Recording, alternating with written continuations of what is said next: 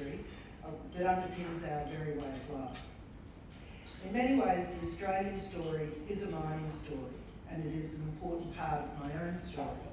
I grew up in a family with a deep appreciation for mining, and my grandfather, Sir George Fisher, spent 70 years in mining and was the founder and the first president of the Australian Mining Industry Council, now known as the MCA. Growing up in regional northwest Queensland and exposed to his passion for the good the mining sector can do in establishing strong regional communities like Mount Isa, I saw firsthand the benefits that a modern resource industry can bring, including well-paid jobs, community infrastructure, regional interconnectivity with upgraded power, road, rail and air. But not everyone has had that first-hand experience and knowledge, and as was identified in the Resources 2030 Task Force in 2018, Australia will only be able to extend its global resources leadership if it improves public attitudes towards the sector. This remains the #1 priority for the resources industry because without community buy-in and support, the sector will continue to face increasing challenges, and whether that be from overzealous regulators who want to strangle the industry in unworkable red and green tape, or from governments that greedily eye the short-term sugar hit of a tax grab on a successful industry. Without strong community support, the industry will face many risks. The good news is there is a positive story to tell. Resource extraction and mining remain an integral part of human existence and prosperity, and will do so long into the future. All of us here today know that, but it is apparent that many people not only ignore this pillar of our lives and our economy, but actively scorn it. It is unfortunately becoming an increasingly common reality that the next generation of Australians are full of misconceptions about the resources sector. Australian mines operate under some of the most stringent environmental regulations in the world and set high standards in mine site rehabilitation. In August this year, Chua Coal Mine, just 5 kilometres from Ipswich, became the first open-cut coal mine in Queensland to be deemed fully rehabilitated. It can now be used for agriculture and is a great example of industry-led action to not only meet strict environmental provisions, but exceed them. And in Queensland, about a quarter of mines already use renewable energy. 2/3 of the state's resources companies plan to invest in lowering their emissions in the next 12 months, and 40% of them are already actively investing in low emissions technology. Australia's mining sector has a powerful story to tell on our environmental record. Our stewardship standards reach through innovation and research and development, technology advances, and importantly, collaboration between companies, with government, and with the community. And it is only by all of us in this room working together that we can convince those who become disconnected from the importance of the resources industry that mining is not just necessary, but rather that we are a positive, innovative, advanced industry that is a net good for society. Now, I said earlier that the Australian story is a mining story. Queensland, Tasmania and South Australia feature a nod to mining on their coat of arms. Australia may have ridden on the sheep's back, but it was with the pursuit of minerals that accelerated our development as a modern nation. And that is one of the reasons why the Coalition has always been a strong supporter of the resources industry, and why we have time and again backed the sector. We back the sector to the tune of nearly $3.5 billion to help with every aspect of your business, from surveying and exploration to new mine finance, research and development, training, rehabilitation, and establishing and expanding more gas supplies.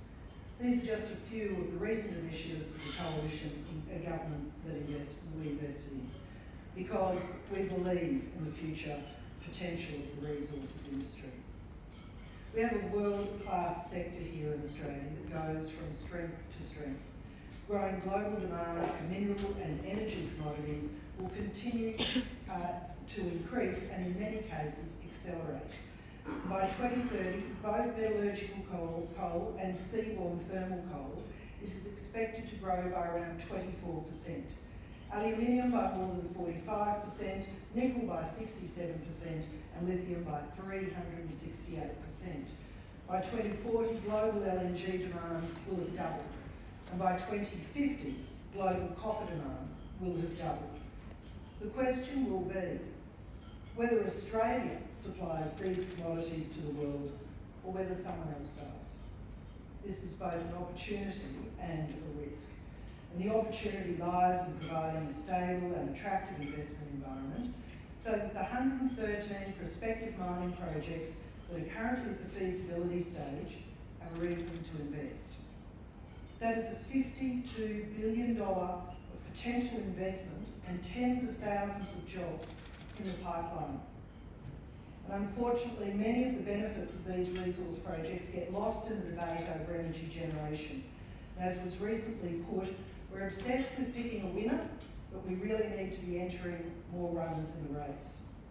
And that is why instead of picking winners and losers by creating tax regimes to punish certain industries, the Coalition instead supports technology-driven and technology-neutral solutions to achieving Australia's net zero emissions commitments while ensuring we continue to provide affordable and reliable energy. The Coalition recently announced it would examine the potential for new and emerging nuclear technologies to contribute to Australia's energy security and to reduce power prices. And it is high time that Australia had an honest and informed debate on the benefits and costs of nuclear energy, particularly when the International Energy Agency's global pathway to reach net zero emissions by 2050 shows nuclear power doubling between 2020 and 2050. In the same vein, the IEA has also made clear that there is no realistic scenario to achieving net zero without carbon capture, utilisation and storage. That is why the Coalition invested more than $300 million over 10 years in carbon capture and storage projects and hubs, a proven and versatile technology that can cut emissions from energy-intensive industries and help create a hydrogen export industry. And when it comes to the increasing quantity of renewable technologies being deployed, such as solar panels, wind turbines and batteries, many critical minerals will play a fundamental role in enabling that production. That includes minerals and metals that are not yet on the critical minerals list, but are vital to the function of our future modern economy. For example, wind turbines require double the amount of copper compared to traditional power generators per megawatt. Nickel is a vital ingredient of electric vehicle batteries, not to mention stainless steel. Aluminium is a crucial component of solar panel modular frames, and antimony is a commonplace in renewable energy as a glass clarifier or a metal strengthener.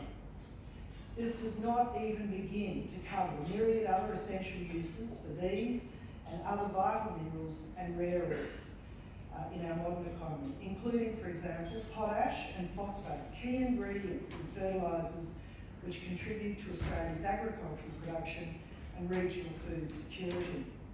There are so many opportunities I could talk about, but time is limited, and I must address the more sombre and sobering issues of risk.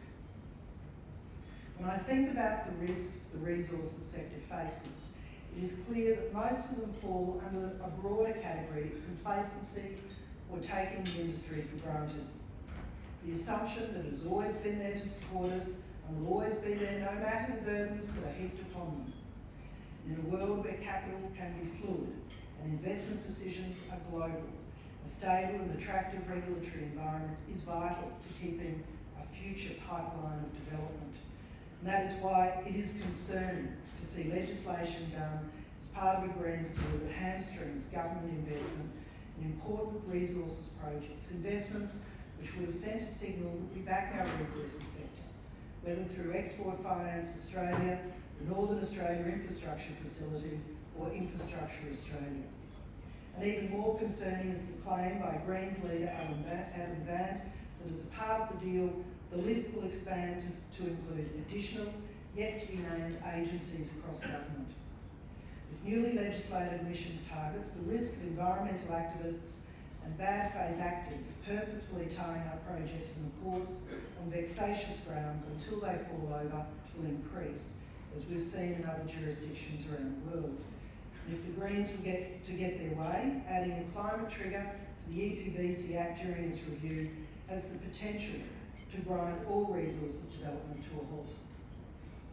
And at a time when the pain of skills shortages has been felt across all industries, policies designed to hamper labour hire in the resources sector will undermine the ability to tap into a surge workforce when it is needed most. With worsening economic forecasts, the risk of tax grabs to plug holes in budgets is ever present. In Queensland, the state government has made a sudden tax grab by introducing a top royalty rate for coal of 40%, making it the highest taxing mining jurisdiction in the world. And all of this without real consultation. And as Japanese Ambassador Shingo Yamagami pointed out, this will have widespread effects on Japanese investment beyond the coal industry, not only with minerals but hydrogen infrastructure and a variety of cutting-edge technology.